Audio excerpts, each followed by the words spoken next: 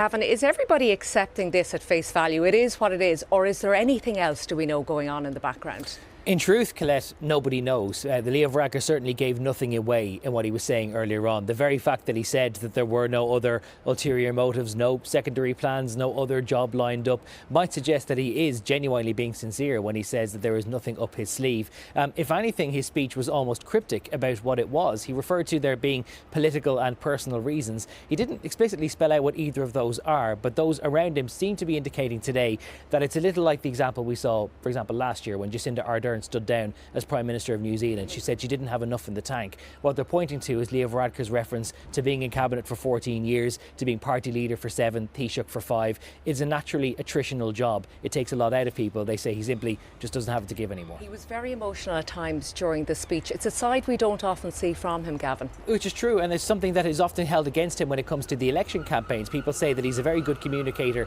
when it comes to making national addresses. When it came to all of those COVID speeches, he was a very clear and concise communicator. When it comes to being out of the election trail, for example, speaking to people one-on-one rather than through a camera or through a microphone, that was his difficulty. And one regular criticism was that he regularly seemed aloof or a little bit disconnected from the problems of real people. One suspects had he shown a little more emotion like that he showed today, he might have gotten on a little better. Now, what about your Fine Gael sources, Gavan? What are they telling you about the runners and riders? Who's going to be the next Fine Gael leader and the next Taoiseach? What they're saying is that we're not going to hear any candidates declare in their hands tonight, because they're saying today is Leo Varadkar's day. We're due to hear this evening when the deadline for nominations for this new leadership election will be. That will tell us an awful lot, because after that, really, the starting gun is fired. One thing which I know is being debated internally within Fine Gael right now, however, is whether it is good for the party to have a contest, whether two people should slug it out, go and have hustings around the country. In 2017, that was seen as reinvigorating the party.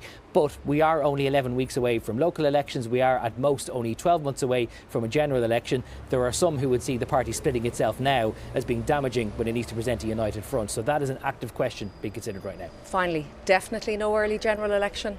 I think it becomes much less likely now as a result, because quite frankly, if there's a brand new Taoiseach installed in a couple of weeks' time, aren't they going to want to be Taoiseach for as long as they possibly can? And one suspects with the amount of tumult they're going to have, who knows how the local elections might go. The referendums obviously didn't go their way. They might like to leave as much breathing space as possible. I would imagine certainly not before the budget, but very possibly now, February or March next year.